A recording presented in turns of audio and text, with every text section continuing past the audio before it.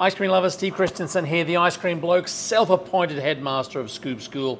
Nice to have you with us on this session. We do want to thank our episode sponsor, which is Meadowvale. Eddie Kahina, nicest fella in ice cream, based out of Sandwich, Illinois.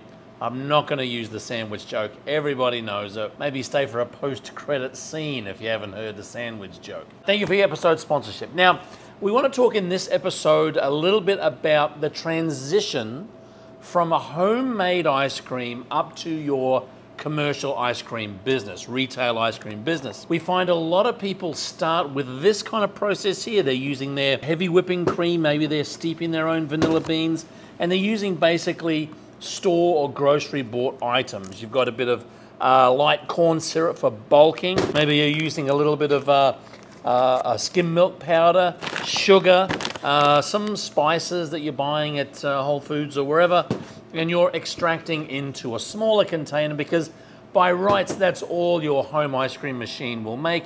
And basically you start perfecting this recipe. You start basically putting it together, tweaking it here and there until you have what you determine to be the perfect ice cream recipe. Your friends come over, they love it. Your family come over, they love it. You start doing these little catering events and you're scooping maybe out of this or something bigger, and then you make the decision, I want to jump into a retail store. I want to hit food markets. I want to hit the food truck scene. And then you need to start transitioning from making ice cream at home to making ice cream commercially. And a lot of times the recipe that you have basically nurtured from the beginning does not work in a commercial ice cream machine. It doesn't work in bulk for a number of reasons. Procedurally it may not work, cost effective wise it may not work. Even some of the ingredients might be working against you in the commercial equipment. So if we take a step over to this end of the table, you have what a lot of ice cream shops use in order to make ice cream in a commercial volume, a commercial style. So what you end up having here is a lot of great manufacturers. There may be extracts that you're using. It could be pastes. It could be syrups. It could be all sorts of things.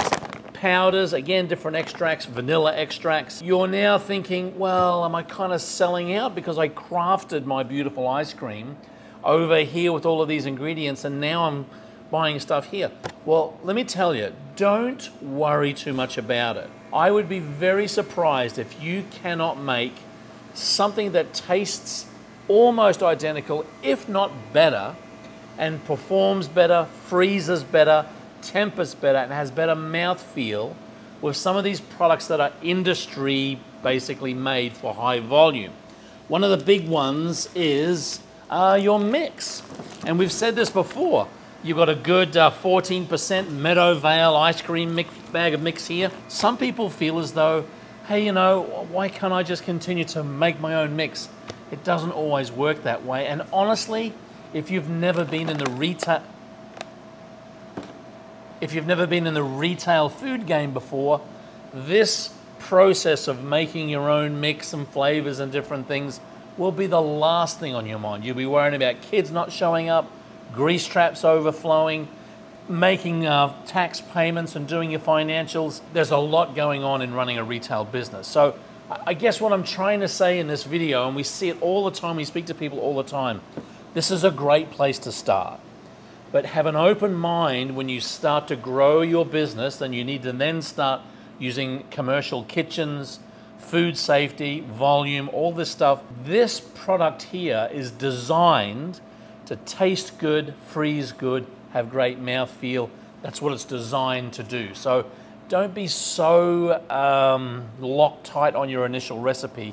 Have an open mind as you start to transition into high volume, because these are the types of products that most ice cream shops, ice cream makers are using. Interested in your opinion on this?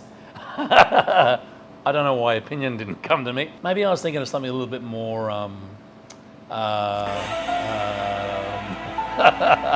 exotic. That's not even the word I'm after. Anyway, interested in your opinion. Leave a comment down below. Look, if you are using some of these ingredients, Hey, let us know your feelings on them. If you've transitioned from this to this, love to hear your experience as well. And again, we always thank our episode sponsor, Meadowvale, makers of this fine ice cream mix right here. And if you have any questions, comments, or concerns, leave them down below. I do want to get in your ear also about ConeCon 2023, the biggest ice cream trade show in the country, the 2nd, 3rd, and 4th of November, Las Vegas. If you're watching this video in the United States, then there's no reason for you not to come. If you're watching this video outside of the United States, hey, Vegas trip right off. Here we go, baby. That's all we have for this episode. Keep on scooping, and we'll see you in the next one.